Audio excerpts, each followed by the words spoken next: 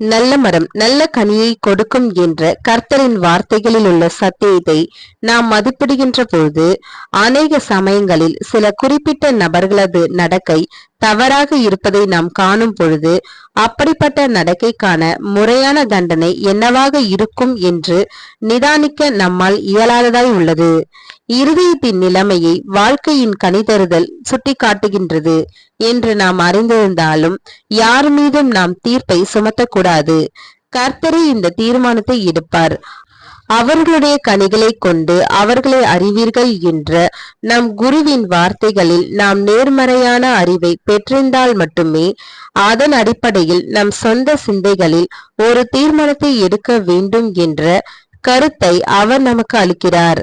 ஒரு குறிப்பிட்ட ஜீவியம் ஜீவிக்கிற ஒருவரின் கனிகளால் அவர் தேவனோடு இணக்கமின்றி இருக்கிறார் என்று நிறுவனம்